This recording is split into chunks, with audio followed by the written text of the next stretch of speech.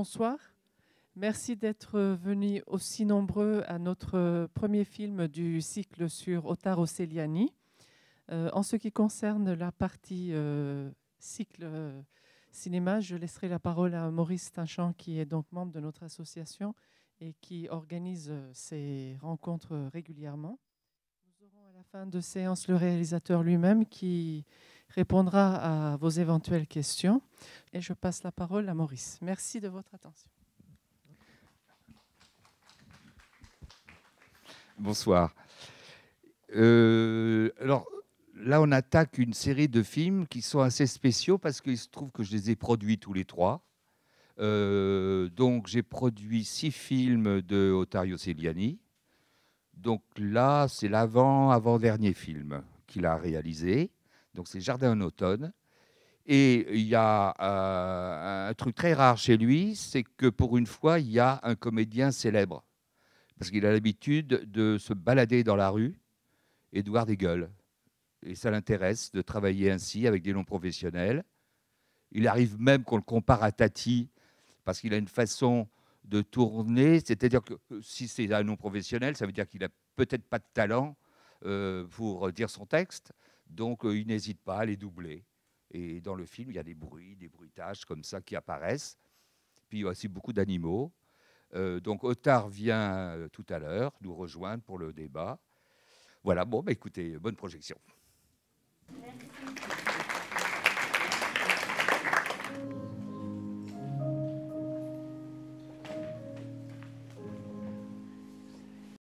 Est-ce que quelqu'un va oser de me poser des questions là?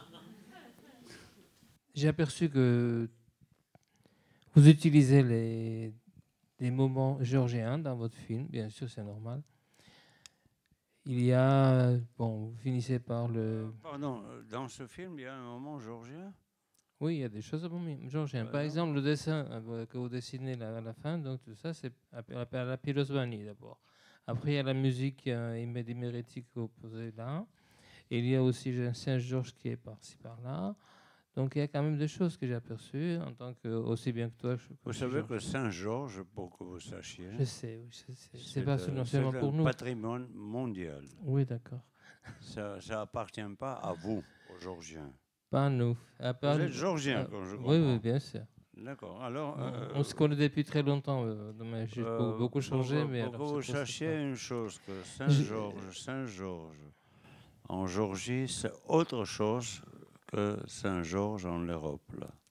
Est-ce que c'était par hasard que j'ai aperçu tout ça ou c'était spécialement conçu ainsi? Et est-ce que ça porte bien sûr quelque chose de géorgien ou pas? Vous savez que, pour que vous sachiez, je suis géorgien. Oui, bien sûr. Et je pense que mon peuple, oui, c'est un des plus anciens sur cette terre. Il parle la même langue qu'il parlait même à l'époque de Homère, là. Tandis que les Grecs ont changé la langue. C'est que le latin est devenu argot, français, espagnol, italien, roumain, tout ce que vous voulez. Nous, on parle la même langue, on lit les mêmes livres. Qu'est-ce que vous voulez que... Moi, je suis emprunté par tout ça. Et ce que je vous montre un Saint-Georges, ce n'est pas du tout pour faire une référence à mon passé, tout simplement parce que tout simplement, ça m'amuse beaucoup que Saint-Georges terrasse un dragon, là, c'est tout. Et Pirosmanie aussi. Pardon? Pirosmanie aussi. Pirosmanie, de ce que vous dessinez, la table de Pirosmanie vous-même, stylisée,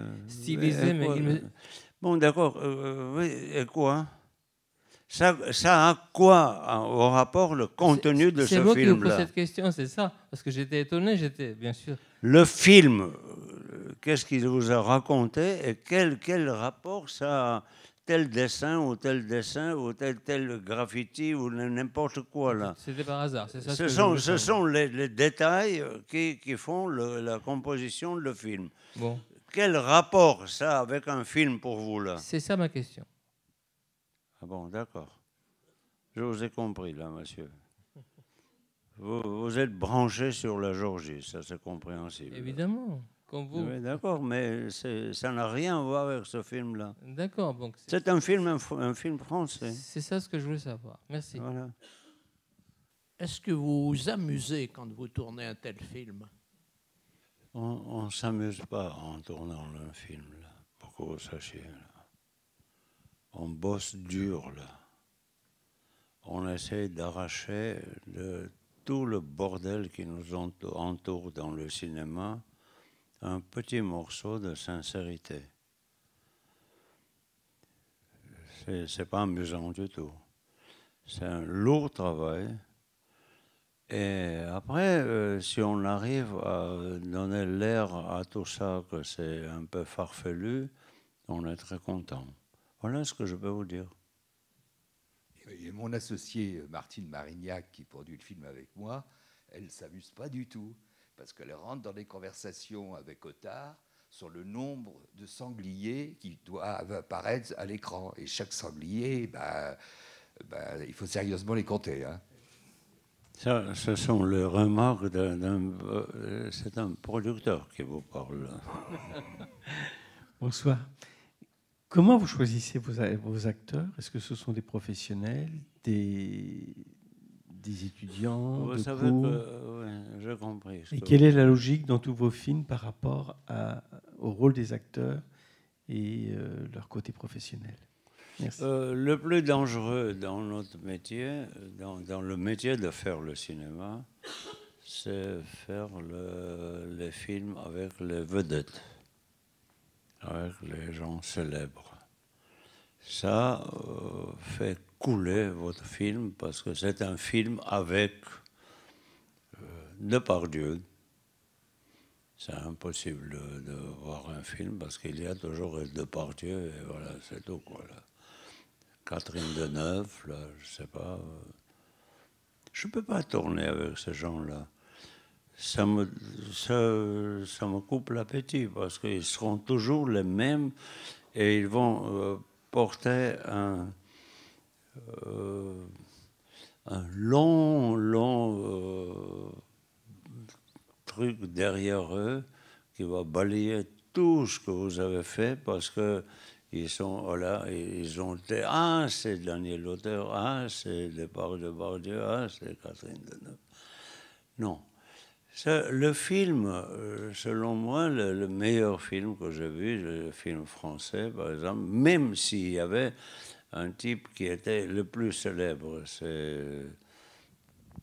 c'était le film Atalante, l'Atalante.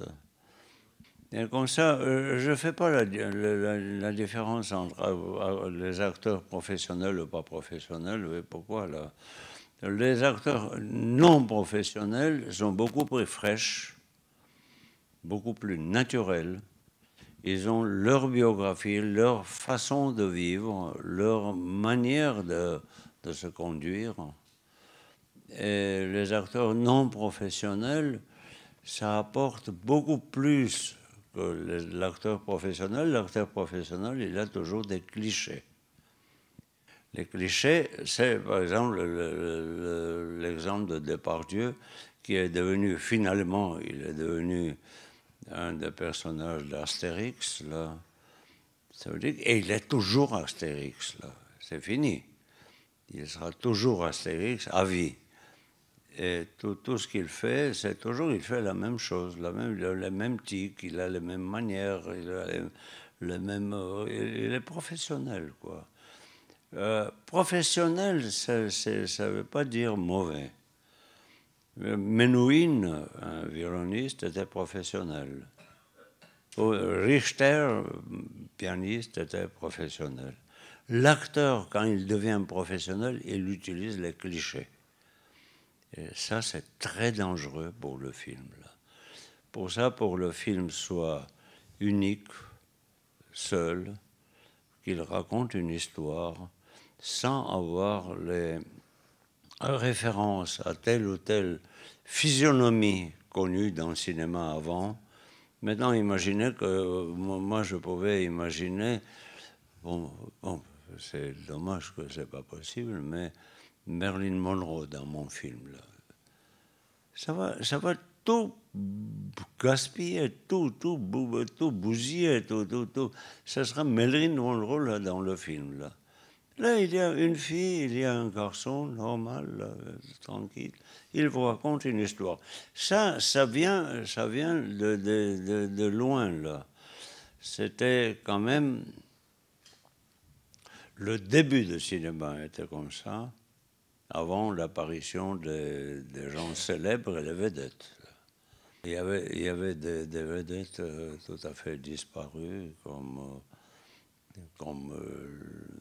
Lina Cavalieri, personne ne se rappelle plus de ça. Mais ce cinéma a commencé à être... Et le cinéma, petit à petit, est devenu commercial, qui a commencé à exploiter les personnalités et les physionomies des gens dont le public a eu l'habitude de voir sur l'écran. Ça a tout bousillé. Parce qu'au début de cinéma, il y avait quand même les films comme Il Miracolo a Milano, de Stica.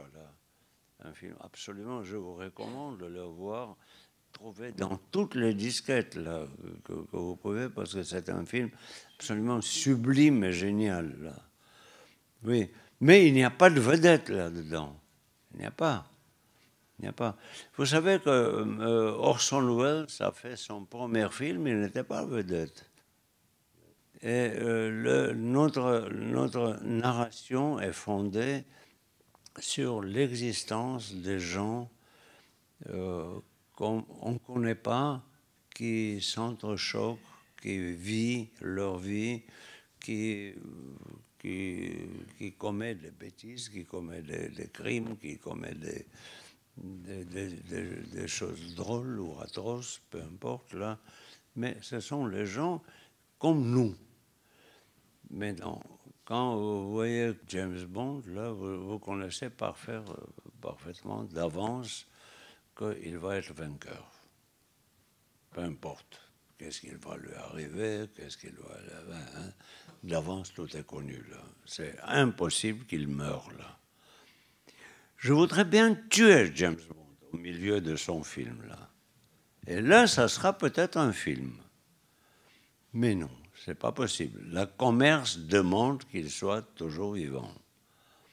Alors, c'est comme ça, vous voyez que dans notre métier, il n'y a pas de possibilité de faire... il y a un petit mépris de côté des commerçants. On dit que nous, les autres, on fait le cinéma d'art. Comment ça s'appelle, ce cinéma? C'est l'art et essai. On appelle ça en d'accord. France. Alors, concernant les comédiens, je vais quand même vous raconter une anecdote, si tu permets. Sur le dernier film, il y avait encore Michel Piccoli. Donc, Otard est très lié à Michel. Malheureusement, il n'a pas pu faire le film. Donc, on se questionne, on se dit, mais qui va pouvoir le remplacer? Un mec comme lui, etc. Ok. Quelques jours se passent, je reçois un coup de téléphone d'Otard.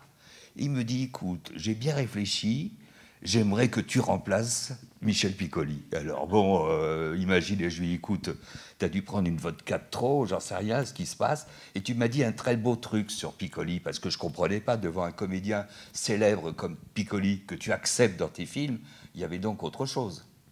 Non, tout à fait, tu pouvais le remplacer, parce que tu as la personnalité. Qu'est-ce que tu veux Michel Piccoli, c'est un type adorable. Il n'est pas comme tous les acteurs, là.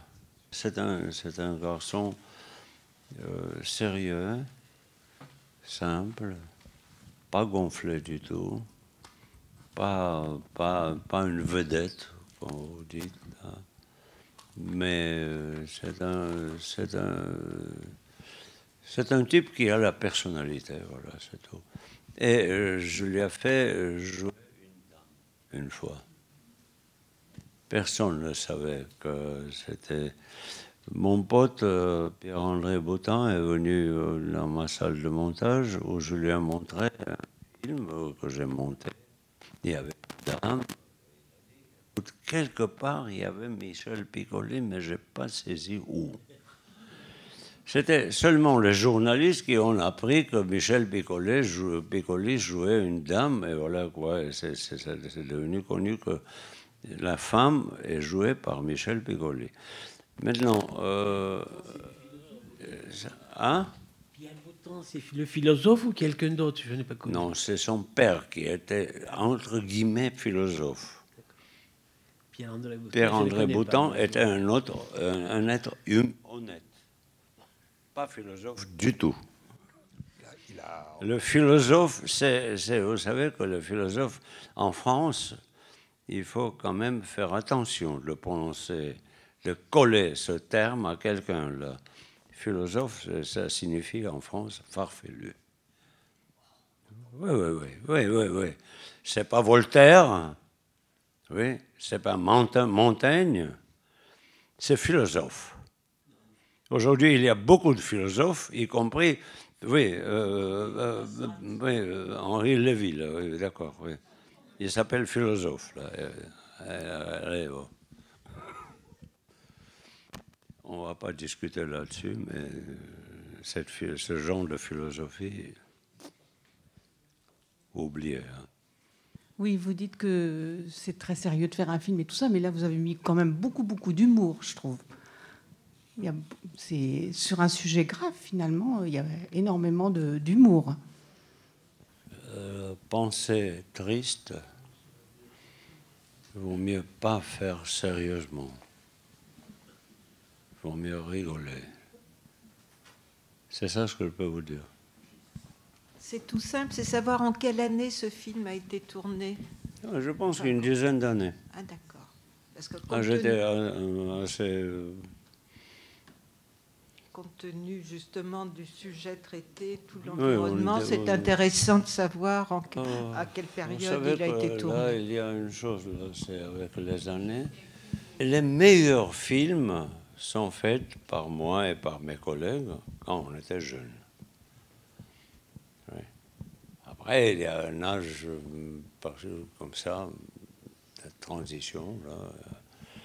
Et après, on fait encore un film, mais déjà étant expérimenté, en sachant que les producteurs sont sévères, en sachant qu'il n'y a pas d'argent, en se serrant la ceinture, et selon le budget, on fait les films qu'on peut. Ça signifie qu'on est expérimenté, on comprend. Au début, on ne se rend pas compte.